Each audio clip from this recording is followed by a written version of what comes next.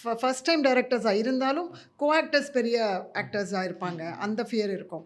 So அந்த first shot first இதில் அதை கமிட் ஆகிறதுன்றது அது ரொம்ப ஒரு ஃபியர்ஃபுல்லான மூமெண்ட். அதுவும் டயலாகோடு வந்துருச்சுன்னா இன்னுமே பயமாக தான் இருக்கும். அது ஒரு பயத்தோட அப்ரோச் பண்ணுறது தான் என்னுடைய வழக்கம். ஓகே, அதே தான் அடுத்த கொஸ்டின். அதே தான் balancing with new commerce as well as like the people who like Lal sir அந்த மாதிரி இருக்கும்போது ஹவு பேலன்சிங்? கொஞ்சம் கான்ஃபிடன்ஸ் நமக்கு பெட்டராக இருக்கிற மாதிரி இருக்கும் நியூ கமர்ஸ் இருக்கும்பொழுது. அதே சமயம் நம்ம ரொம்ப தெரிஞ்ச நானே கற்றுக்கிறேன் ஆக்சுவலி. இப்போது நம்ம கொஞ்சம் அண்டர்ஸ்டாண்டிங்காக இல்லையோ, நியூ கமர்ஸ்க்கு அந்த ஃபியர் இருக்கும். எனக்கு வேற ஒரு படத்தில் இருந்துச்சு, அதை நான் புரிஞ்சுக்கிட்டு பண்ணேன்னா அப்படின்னு நானே என்னை கொஸ்டின் பண்ணிக்குவேன்.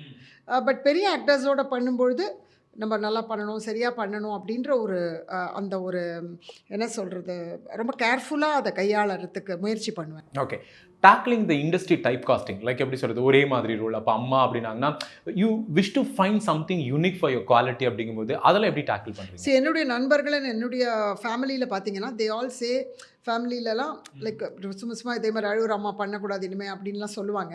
ஆனால் ஆடியன்ஸை பொறுத்த வரைக்கும் பார்த்தா they are finding a difference in every character. So for so good. So அதனால் அம்மா அப்படிங்கிற டைப் காஸ்டிங் இருக்குது. ஆனால் அதில் இப்போ கொஞ்சம் கொஞ்சம் எமோஷனோ இல்லை எனக்கான ப்ளே பண்ண வேண்டிய ரோல்ஸ் தான் வந்து strong. I am still looking forward to more character roles. S.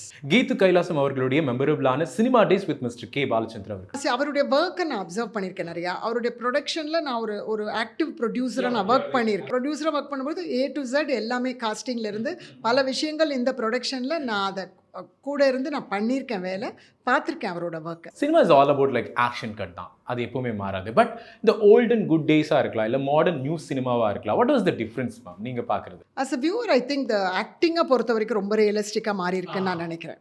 S, நானே அந்த காலத்திலே படங்கள் பார்க்கும்பொழுது சிலதை கிண்டல் பண்ணுவோம், சில ஆக்டிங் கொஞ்சம் ஓவர் ஆக்டிங்காக, சிலது இப்படி இருக்கும், சிலது பிடிக்கும், சிலது. ஆனாலும் இன்றைக்கி பார்க்கும்போது ரொம்ப ஆக்டிங் வந்து பயங்கரமாக ஒரு வேறு லெவலில் இருக்குதுன்னு நான் நினைக்கிறேன். டாக் எமோஷன்ஸ் எல்லாம் மாறி இப்போ ரியலிஸ்டிக்கான விஷயங்கள் நிறைய. எஸ், நம்ம ரஜினி சார் இது ஒரு இதில் சொல்லிட்டு இருந்தாரு அந்த மாதிரி.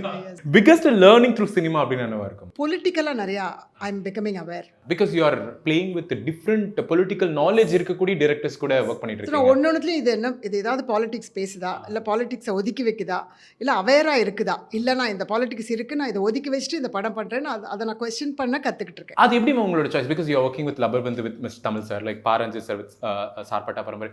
Have you choose, like is that okay with அது உங்களுக்கு மாற்று கருத்தா இருக்கக்கூடிய அரசியல் பேசக்கூடிய சினிமாவா இருந்தாலுமே ஒரு நடிகரா அது உங்களுக்கு மாற்று கருத்து பேசுகிற சினிமாவா எனக்கு வரல. அதனால எனக்கு அது ரொம்ப பிடிச்சு புரிஞ்சு பண்ணுறேன். அவங்க சிலதை பேசாமல் இருக்காங்க, சிலர் பேசுகிறாங்க. அந்த மாதிரி தான் நான் இது வரைக்கும் பண்ணியிருக்கேன் ப்ராஜெக்ட்.